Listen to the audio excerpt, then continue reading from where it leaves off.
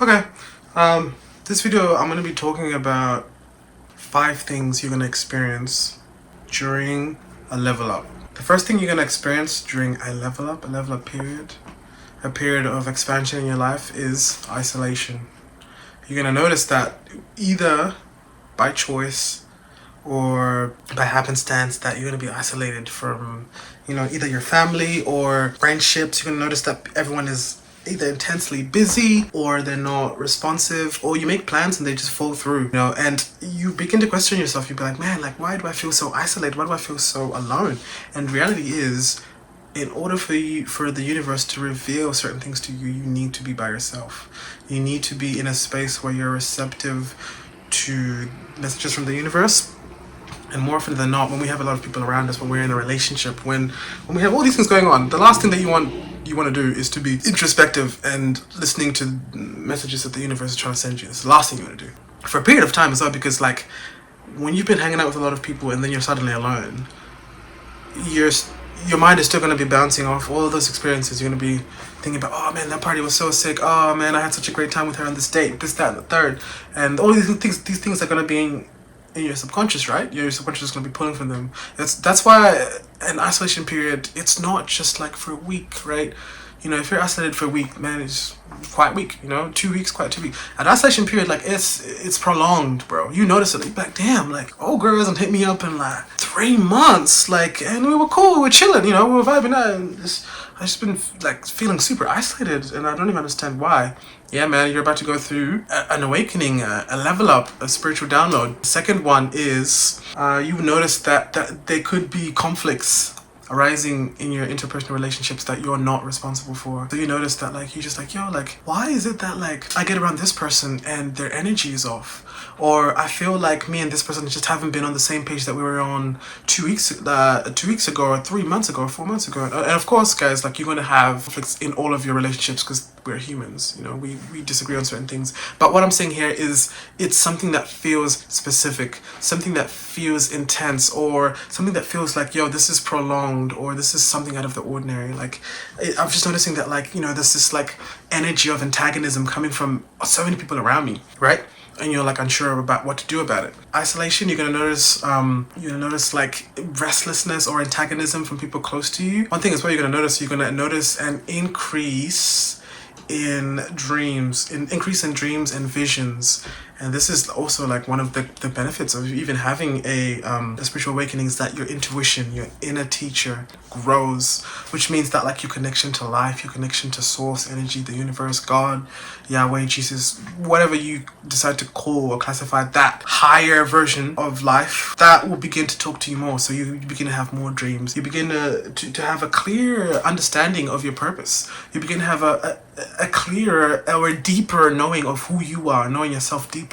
Very important sign is that you start having crazy dreams, or you find yourself that you're just restless at night, or even when you take naps, you wake up and you're like, oh, that was a weird dream, that it felt like somebody was trying to tell me something. Those are the part of the spiritual awakening, the downloads, and these things happen in waves. But you notice that you be isolated, and then you start having crazy dreams, and then people start talking to you crazy, right? All these things, they happen in clusters, guys. Because like, this is what I like to think about it. When you're back in high school, right, and you're doing like your end of year test for your maths class or your physics class, the questions that you get in the test are not the exact same questions that you practice during the school year, right? They're different. The questions in the test are often questions that you're like, what the heck?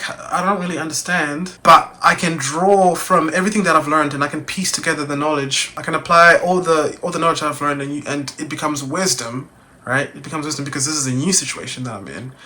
I don't know what this problem is, but I can draw from my knowledge and be like, okay, how can I navigate this? I kind of lost my train of thought there for a second. But essentially what I was saying is that another thing was that you begin to face circumstances. I think what I was trying to say was you begin to face circumstances that are out of the norm. So you could get opportunities to do something in a field that you've only dabbled in for a little bit. And you'd be like, wait a minute, like, why is this person asking me if I know how to market on social media when I'm more of a musician than a marketer? Because life is throwing at you different curveball, different questions, and it's asking you to navigate by using past experience to solve this new problem, you see. So that's also another sign for that you're undergoing like a spiritual awakening, is that life will send you like random problems and ask you to random problems that you have no experience to even overcome. So like you'll be like, okay, I have to pull from my resources, I have to pull from my knowledge to overcome this problem. And the last sign, guys, the last sign that that you're undergoing a spiritual awakening is, I remember seeing this quote somewhere. I don't know why it's associated with Kendrick Lamar, but anyway, the quote went something like, you know, every time your world feels like it's falling apart, God is just testing your faith, the level of your faith. And I feel like that's so important, because there's so many tower moments where we feel like everything is just like this is it, man. I don't know how I'm gonna get through this next week, bro. Like after this week, I'm done for. I'm done for. I'm finished. And it's so funny because, like, I don't know about you guys, but for me, I have periods where, like, if I'm going through a very hard time in my life, I'm just like, oh my God, if I can get through this week, then I know that anything is possible, and then I'll get through that week. Surely enough, I will get through the week, and all the problems that I've been facing, I will overcome them. And then the next week will come on, and there'll be some problems in that week too. And then I'll be like, oh, bro, if I can just get through this week, and I'll catch myself doing this, and then I realize, wait a minute, like, why am I doing this? Why am I being like, if I can just get through this, and talking to myself as if I'm not overcoming, as if I haven't been overcoming, you know. And I think that's one thing as well that all of this is leading to, is that it will feel like everything is falling apart when you're going through a period of change, a period of spiritual enlightenment. I don't know why it is. This is just the way the game is.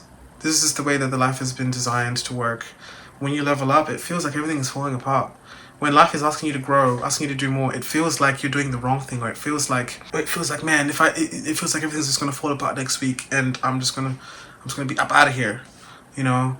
But I think one thing to really understand is that the whole point of this is for us to grow. And one thing as well is, we grow even during uncomfortable moments. We still grow. When life is difficult, when we're not sure what to do next, when we feel sad or down, we're still growing.